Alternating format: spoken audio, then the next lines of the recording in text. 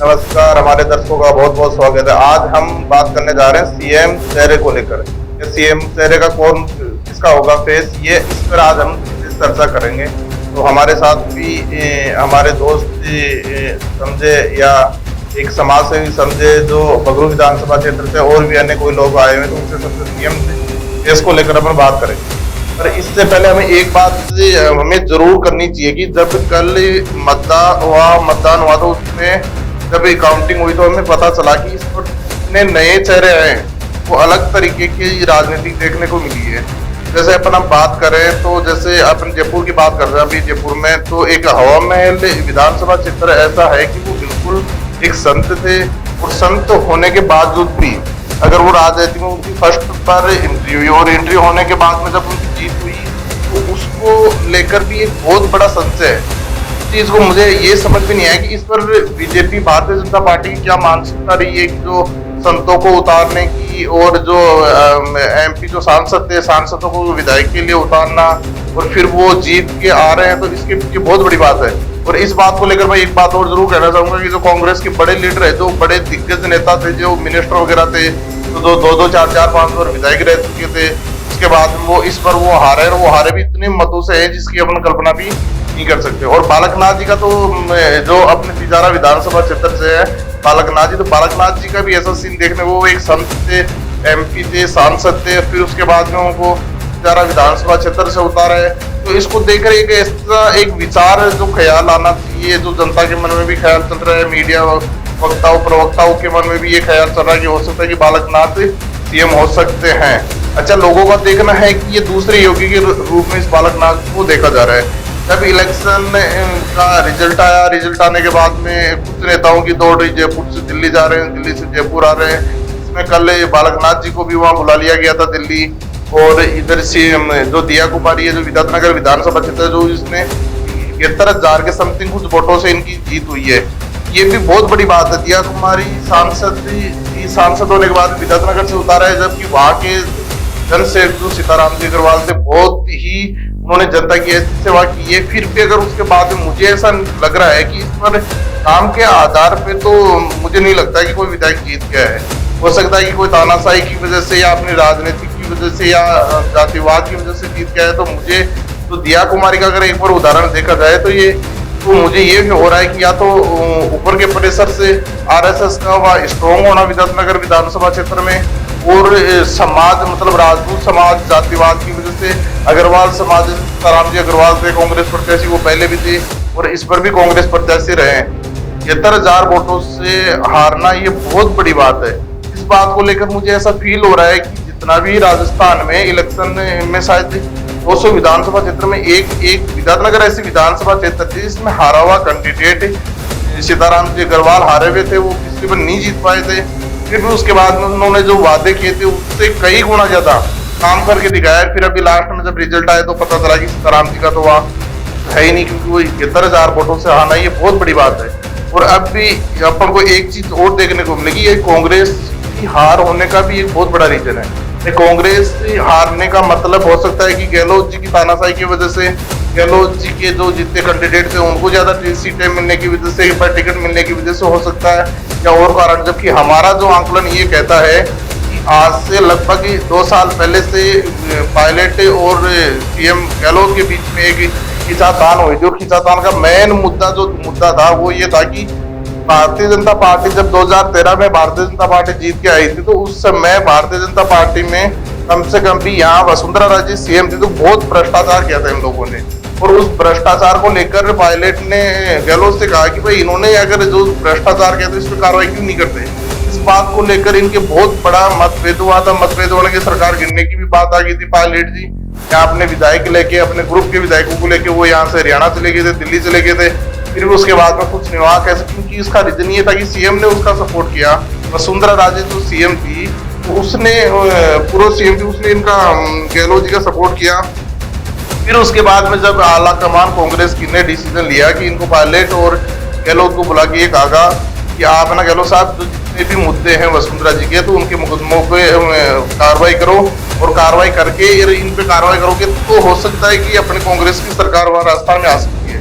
But Gehlot साहब और वसुंधरा, तो ये तो भाई बहन का रिश्ता था, इसलिए ये वो नहीं कर पाए। यहाँ आने के बाद इसी रीजन की वजह से, सबसे बड़ा जो रीजन अपन बात करें भाई, इसी रीजन की वजह से हो सकता है कि उनकी हार हुई हो या गहलोत जी की तानाशाही हो, और वो कार्रवाई करते आने के बाद में उन्होंने जैसे आया आला कमान से, और तो उनको ऑर्डर हुआ कि भाई आप कार्रवाई करोगे, तो कार्रवाई नहीं करके उन्होंने फाइलें खोली। फाइलें खोलते उसी तरह आने का नया मुद्दा आ गया, तो लाल डायरी का मुद्दा था। लाल डायरी का जैसे जैसे मुद्दा खत्म होने लगा, उसी तरह प्रकार से इलेक्शन नजदीक आ गए, और इलेक्शन नजदीक आते ही और ये चीजें आप लोगों को देखने के लिए मिल गई कि भाई कांग्रेस की हार किस तरीके से हुई है, बहुत बड़ी हार हुई है।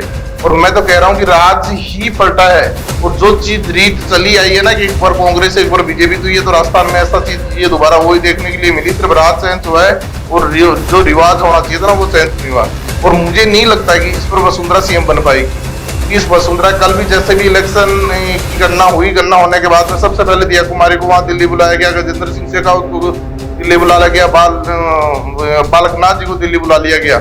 और इसको अगर सीएम वसुंधरा जी को नहीं बुलाया गया तो ये भी बहुत बड़ा माइनस पॉइंट यही रहा है कि जब सरकार कांग्रेस की गिरी तो उस समय सबसे ज्यादा सपोर्ट किया गहलोत जी का, तो वसुंधरा जी ने सपोर्ट किया था। इस कारण से हो सकता है कि एक ये भी बहुत बड़ा कारण हो सकता है कि वसुंधरा सीएम को सीएम नहीं बनाया जा रहा। या हो सकता है दूसरा कारण अगर अपन देखें तो वसुंधरा जी की भी तानाशाही थी, भ्रष्टाचार था उस समय, तो इस मुद्दे को देखते भी नहीं बना रहे। पर कई बार हमने ये भी देखने को मिला है, जब भी यहाँ अमित शाह जी और मोदी जी जब यहाँ रैलियों के लिए यहाँ आते थे, तो वसुंधरा जी को कम से कम भी 5-5 6 घंटे के लिए वेट करना पड़ता था अमित शाह जी से मिलने के लिए। और एक टाइम हुआ था कि ये डायरेक्ट मिलती थी, जब भी वो यहाँ राजस्थान में आते थे उससे सबसे पहले सीएम वसुंधरा से मिलते थे। क्योंकि इस बार तो हमें यहाँ से पहले से लग रहा था कि वसुंधरा सीएम नहीं बन सकती, क्योंकि ये भ्रष्टाचार थी। और दूसरी बात, ये कांग्रेस में जब सरकार गिरने लगी उस समय गहलोत जी का साथ दे रही थी, तो ये भी बहुत बड़ा लॉजिक हो सकता है। और अब भी तीसरा जो मुद्दा रहेगा आला कमान से, हमें ऐसा लग रहा है कि बालकनाथ जी ही सीएम बनेंगे, क्योंकि इसके पीछे रीजन ये है कि ये दूसरा सीएम जो योगी का जो फेस है ना, दूसरा राजस्थान में एक योगी फेस देखा जा रहा है। तीसरी अगर अपन बात करें तो इन पे इनकी छवि बिल्कुल साफ सुथरी है, और लोगों की ये उम्मीद है बालकनाथ अगर सीएम बनेगा तो हो सकता है कि भ्रष्टाचार को कम करे। पर ये अपन आज अपन ये नहीं कह सकते कि भाई अगर बालकनाथ सीएम बन जाएगा तो क्या भ्रष्टाचार को कम करेगा या गुंडागर्दी होगी या तानाशाही होगी, इस बात का आकलन अपन नहीं कर सकते। बाकी जहां से मुझे उम्मीद है, हमारा जो आकलन है, तो हमें ये लग रहा है कि अमित शाह जी ने सीएम फेस के लिए जो किया है वो बालकनाथ जी को सीएम फेस कर दिया है। जबकि कई लोगों का कहना है कि प्रदेशाध्यक्ष सीपी जोशी जी हैं, जो भी हो सकता है सीएम बन सकता है, तो मुझे नहीं लगता कि वो सीएम बन पाएंगे। वो एक दिया कुमारी है, दिया कुमारी भी मुझे नहीं लगता कि वो अपने राजस्थान को संभाले। जबकि अगर वो सही तरीके से अगर राजस्थान को कोई संभाल पाए तो मेरे हिसाब से वसुंधरा जी भी हैं जो संभाल पाएगी। अगर वो भ्रष्टाचार को थोड़ा कंट्रोल करके अगर वो करना चाहे तो हो सकता है कि वो संभाल सकती है राजस्थान को। इसी प्रकार अपन कुछ कल की जो विधानसभाओं का इलेक्शन रिजल्ट आया था, कुछ ऐसी विधानसभा क्षेत्र थी जिन विधानसभा क्षेत्र में कांग्रेस बीजेपी में पार्टी ज्वाइन करवा रहे हैं, पार्टी ज्वाइन करने के बाद उनको टिकट नहीं दे रहे हैं। तो ये भी एक बहुत बड़ी मानसिकता है। जैसे आपको मैं एक उदाहरण दूं कि नवयुवक का जो आज इस समय बात करें कि वो युवाओं की धड़कन जिसको अपन कहते हैं, वो एक रविंदर सिंह जी पार्टी हैं जो कॉलेज में अध्यक्ष वगैरह भी रहे हुए हैं। अगर वो उसको कुछ दिन पहले ही उनको भारतीय जनता पार्टी में ज्वाइन करवा लिया, ज्वाइन करवाने के बाद में उसको टिकट नहीं दिया, तो इसके पीछे हमें एक लॉजिक हो सकता है। वो जो हमने आधार लगाया उसका आधार ये क्योंकि वो मुस्लिम बेल्ट था, तो वहां से कांग्रेस ने अगर मुस्लिम को टिकट दिया तो बीजेपी ने एक आंकलन लगाया कि अगर अपन एक मुस्लिम को अगर भारतीय जनता पार्टी में टिकट देती तो हो सकता है कि विधानसभा क्षेत्र से रविंदर सिंह पार्टी निकल सकते हैं। ये भी हमने विचार किया, नहीं तो इसका विरोध होना चाहिए था। हो सकता है कि रविंद्र पाटिल ने विरोध नहीं किया, तो ये आपस में इनका तालमेल होगा। तो इस चक्कर में ऐसे कई लोग हैं जो जीत के आए, ऐसे लोग जीत के आएंगे तो बहुत ही मैं मानता हूँ कि समाज के लिए, परिवार के लिए और अपनी विधानसभा क्षेत्र के लिए, राजस्थान के लिए और हिंदुस्तान के लिए सबसे बेस्ट होगा। तो ये अच्छे काम करेंगे, युवाओं के मुद्दों को उठाएंगे, बेरोजगारी को खत्म करेंगे। इसी प्रकार से अगर अपन बात करें तो एक सापरा विधानसभा क्षेत्र है, इस जो अपने जयपुर जिले का, ग्रामीण जिले का एक विधानसभा क्षेत्र पड़ता है। उस विधानसभा क्षेत्र का अगर अपन बात करें तो वहां से कांग्रेस प्रत्याशी थे मनीष यादव, और भारतीय जनता पार्टी ने जिसको टिकट दी है वो थे उपेंद्र यादव, जो बेरोजगारों के लिए हर बार मुद्दा उठाता रहता था, हर बार बेरोजगारों की बात करता था, उनके लिए लड़ाइयां लड़ता था। तो ये सोच समझ के हो सकता है कि भारतीय जनता पार्टी ने उनको टिकट दी हो, जबकि भारतीय जनता पार्टी को वहाँ बहुत बड़ा हार का मुंह देखना पड़ा। क्योंकि अगर वो वहां से कम मेरे शायद मुझे आंकलन है जहाँ से 10 से 12 हजार वोट उनको भारतीय जनता पार्टी को मिले, और जबकि जो मनीष यादव जो कांग्रेस के प्रत्याशी थे, युवाओं की धड़कन थी, तो उनको भी 67,000 वोटों से जीत मिला। ये बहुत बड़ी जीत है। ये राजस्थान, ये जयपुर ग्रामीण जो जिला है उसमें सबसे बड़ी जीत मानते हैं अपन मनीष यादव की, जो सांसद हैं उनकी 67,000 वोटों से जीतना। इसी प्रकार अगर हम बात करें शेखावाटी की, तो शेखावाटी में भी एक नया चीज देखने को मिली है, जो खंडेला विधानसभा क्षेत्र है। यहाँ से बहुत दिग्गज लीडर माने जाते हैं सिंह खंडेला और बंशीधर भाटिया। ये चीज तो हमें पहले ही भी देखने के लिए मिल गई थी, आज से 5 साल पहले भी देखने के लिए मिल गई, क्योंकि एक किसी दिग्गज नेता की अगर कोई टिकट काट रहा है और फिर वो मैदान में आ रहा है, तो ये बहुत बड़ी बात लगी। प्रगट थी, छवि थी और मार्केट में छवि अच्छी थी, और अपन देखा था जनता जनार्दन का भी उनको अपार समर्थन मिला है। हो सकता है पिछली बार जब भी महादेव सिंह खंडेला थे तो उनकी टिकट काट के उन्होंने इलेक्शन लड़ा, तो उनका वो फर्स्ट इलेक्शन था, तो किसी कारणवश से हो सकता है क्या किसी की भूल चूक की वजह से उन्होंने हार का सामना करना पड़ा। फिर भी इस बार ऐसा एक वो नई चीज देखने के लिए मिली। तो भारतीय कांग्रेस ने अगर उनको टिकट नहीं दिया, कोई नहीं, महादेव सिंह खंडेला जी को कांग्रेस से टिकट मिल गई, फिर भारतीय जनता पार्टी अगर उनको टिकट दे रही है और टिकट देने के बाद में अगर वो 42,000 कुछ वोटों से अगर वो जीत के आ रहे हैं, तो ये बहुत बड़ी बात है। ये वो भी युवा है, क्योंकि वो युवाओं की धड़कन बनी हुई है, तो इसलिए हो सकता है कि इसी वजह से उन्होंने जीता होगा। और मुझे उम्मीद है कि इसी प्रकार अगर अपन देख के जाए तो नौलगढ़ विधानसभा क्षेत्र है, जहाँ से राजकुमार शर्मा जी बहुत अच्छे लीडर माने जाते हैं कांग्रेस के, तो इस पर भी उनको भी हार का सामना देखना पड़ा। जो वहां से विक्रम जाकल है, जिन्होंने भी 22,000 वोटों से जीत किया। अच्छा, इनका सबसे बड़ा जो रीजन माना जाए तो इनकी पत्नी है, तो 3 पत्नियां, 1-2 पत्नियों ने इनके खिलाफ मुकदमा कर रखा है। हो सकता है कि इसी प्रकार उन्होंने अत्याचार हो रखा है कि नवलगढ़ की विधानसभा क्षेत्र में कर रखा हो। तो ऐसी कई मुद्दे ऐसे हैं जिनकी अपने सोचे बात करें तो ये बहुत बड़ी बात है, और फिर वहां अगर कोई जीत हो रही है तो ये बहुत बड़ी बात है। इसी प्रकार अगर अपन बात करें तो नीम का थाना विधानसभा क्षेत्र, नीम का थाना विधानसभा क्षेत्र से प्रेम सिंह बाजौर थे, जो पहले वो सैनिक लैंड बोर्ड के अध्यक्ष भी रहे हुए हैं और राजस्थान में बिल्कुल चर्चित चेहरा भी रहा हुआ है, और वो व्यापारी बिजनेसमैन भी बिल्कुल टॉप थे। जब सुरेश मोदी ने जब जिले बनने की बात आई तो नीम का थाना को उन्होंने जिला बनाया, तो उस समय ऐसा जनता को लगा कि हो सकता है कि सुरेश मोदी ही अपने लिए बेस्ट काम कर सकते। फिर जब ये चीज हुई तो उन्होंने क्या किया, जब अभी मतदान जब 25 तारीख को हुए तो उस समय सुरेश मोदी को अपार समर्थन मिला। जब रिजल्ट आया तो ये पता चला कि भाई सुरेश मोदी 30 से 35,000 वोटों से जीत रहे। तो ये भी बाजौर साहब की कुछ कमियां रही होगी, कुछ कारण रही है। बाजौर साहब का सबसे बड़ा कारण रहा है कि वो अपने क्षेत्र में नहीं रहे।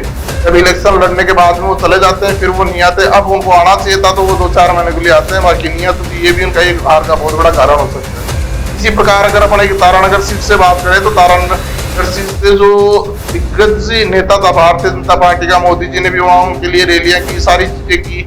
अगर राजेंद्र राठौड़ को भी अगर वहां हार का सामना करना पड़ा तो ये बहुत बड़ी बात है कि ये क्या कारण हो सकते हैं, क्योंकि 7 बार अगर कोई विधायक रह जाए और उसके बाद में अगर वो हार रहा है तो ये बहुत बड़ी बात है।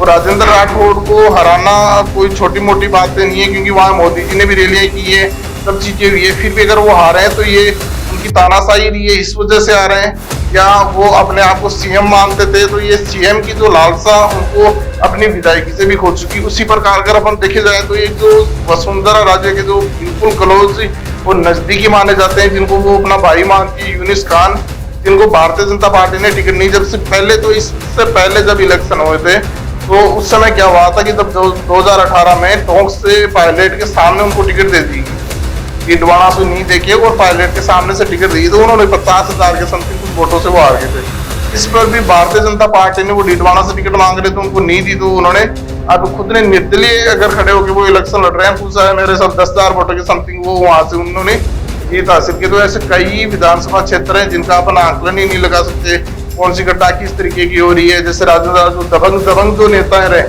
पर उन्हीं की हार ज्यादा हुई है। जो अपने आप को लीडर मानते थे, सीएम मानते थे, अपने आप को बड़े मिनिस्टर मानते थे, वो लोगों की हार हुई। और इसी को देखकर अपन बात करना है सीएम चेहरे को लेकर। मेरे हिसाब से जो हमारा जो आंकलन रहा है, हमारा जो सर्वे रहा है, सर्वे के आधार पर अगर हम लगाए आइडिया, तो मुझे ये लग रहा है कि जो सीएम का फेस होगा उस बालकनाथ ही होगा। इसके अलावा मुझे नहीं लगता कि वसुंधरा राजे जी सीएम होगी, क्योंकि इनका भ्रष्टाचार, कांग्रेस लीडरों के साथ इनका मिला जुला खेल होना और चीजें होना, तो इन चीजों को लेकर मुझे नहीं लगता कि सीएम वसुंधरा बन सकती है। ये मेरे को तो है अनुभव, जहाँ तक मैं आइडिया लगा रहा हूँ वहां तक बालकनाथ जी ही सीएम बन पाएंगे। इसके अलावा मुझे कोई नहीं लगता है कोई तीसरा कोई इस रेस में हो सकता है दिया कुमारी भी है, और कंफर्म नहीं कह सकते। बाकी बालकनाथ जी 99% मुझे उम्मीद है कि बालकनाथ जी भारतीय जनता पार्टी का सीएम बनेगा। अब इसी दरमियान हमारे बीच में मौजूद हैं पगरू विधानसभा क्षेत्र से नंद किशोर जी जाजोरिया, तो इनसे हम बात करेंगे सीएम फेस को लेकर। वो क्या कहते हैं, क्या इनकी विचारधारा है, इस बात को लेकर क्या क्या खामियां हैं।